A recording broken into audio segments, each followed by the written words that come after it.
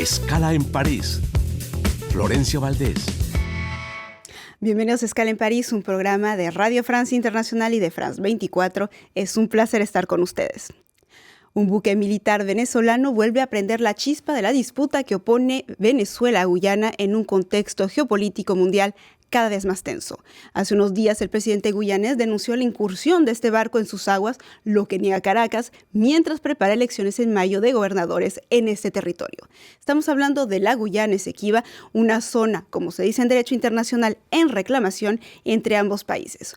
Un episodio más de un pulso muy antiguo sobre el trazado de una frontera en una región rica en minerales, en la que Estados Unidos y empresas privadas también verán por sus intereses. ¿Por qué debemos ponerle particular atención a este punto candente? Se lo vamos a preguntar a Luis Alejandro Ávila Gómez. Luis, muchas gracias por estar con nosotros. Buenos días, Florencia. Luis, usted es experto en relaciones internacionales, investigador asociado en el Instituto Francés de Geopolítica y autor de Geopolítica de Fronteras, la Guyana Esequiba entre Guyana y Venezuela, publicado en la editorial L'Harmattan. Muchísimas gracias. Gracias. Usted es también geógrafo. Situémonos entonces en el mapa. Estamos hablando de una región de 160.000 kilómetros cuadrados administrado por Guyana, pero reclamado por Venezuela y se encuentra en el flanco este del país. Y hablamos también de un vasto territorio marítimo. ¿Por qué Venezuela y Guyana se disputan esta zona? Bueno, para comprender lo que está pasando hoy, sería bueno hacer una breve reseña histórica que remonta a la colonización misma del continente por el imperio de aquella época, que era español.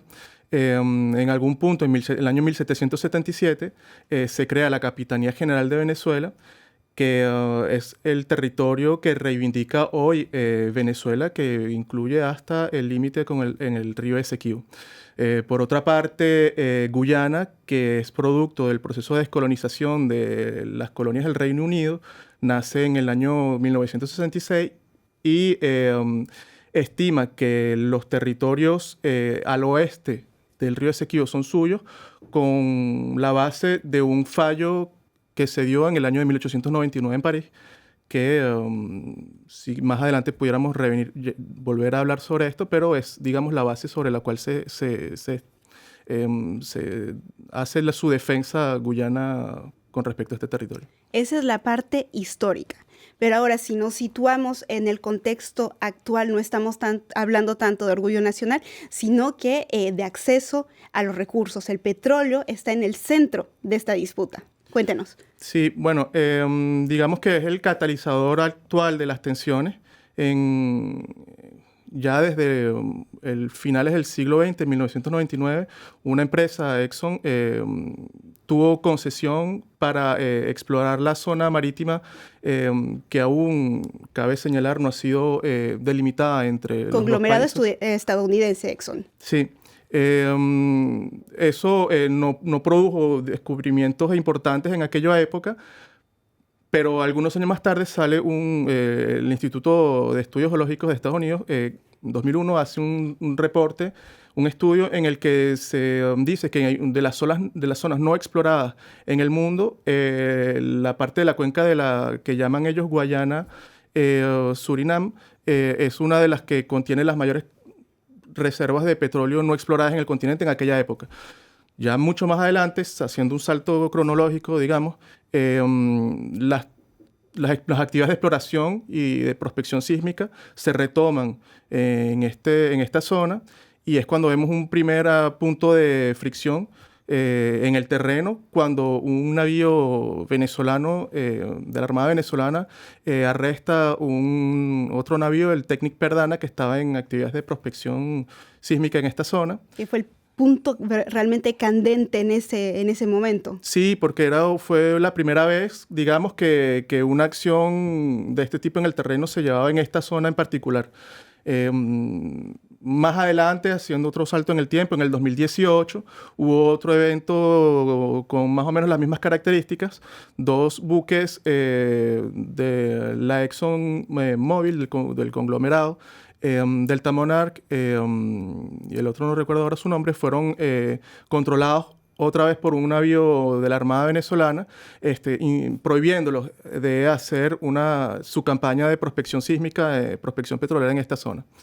Y llegamos ahora, saltando otra vez en el tiempo, hace muy pocos días, el 1 de marzo, hubo un evento con esas características en el cual ya los pozos que están en producción, Lisa 1, Lisa 2, hay unos navíos que llaman FPSO. Cerca del bloque de Stabroek, que es ahí como donde concentran todas las tensiones. Sí, todos los descubrimientos petroleros por ahora han tenido lugar en este bloque petrolero y que es operado por ExxonMobil. Y en el pozo Lisa 1, Lisa 2, Payara son los tres pozos actualmente en producción de unos 620,000 barriles diarios. Pero lo que reivindica Venezuela es que esta es una zona que que queda pendiente por delimitar, aún no ha sido delimitada. Mientras que Guyana sí la explota dándole esta concesión a Exxon. Sí, porque digamos la ausencia de fronteras, en la parte terrestre de su disputa territorial hay una frontera que está disputada pero que existe, con un jalón, unos mojones bien determinados entre el monte Roraima y Punta Playa, que Venezuela contesta y que Guyana defiende, pero digamos. Pero exactamente, que los dos reconocen su existencia, uno como una línea roja más allá de la cual hay conflictos, otro como su límite nacional. Pero esa ausencia de límite claro de frontera en la parte marítima es lo que hace que haya una zona, digamos, gris, en la cual la Armada venezolana interviene cuando ve que sus intereses están siendo atacados y de los desarrollos petroleros. Hablemos de intereses y volvamos a Exxon, porque Exxon también financia la defensa de Guyana, digamos, el expediente, la defensa jurídica ante la Corte Internacional de Justicia, porque este caso en donde existe, digamos que es competencia de la Corte del 2020, que la aceptó, y Exxon en sí es un actor en este conflicto. Sí, bueno, para hacer un breve apunte, en el año 66 se firma un acuerdo, el Acuerdo de Ginebra, en el cual hubo firma entre el Reino Unido, Venezuela y la Guayana Británica, que iba a independizarse algunos meses más tarde. Esto, digamos, sentó las bases de unas negociaciones que se tenían que dar para llegar a una solución pacífica, práctica para las dos partes. Y han pasado muchos decenios y Guyana estimó en algún punto, y sobre todo con el desarrollo de las actividades petroleras, que había que solucionar esa disputa de una manera más rápida. El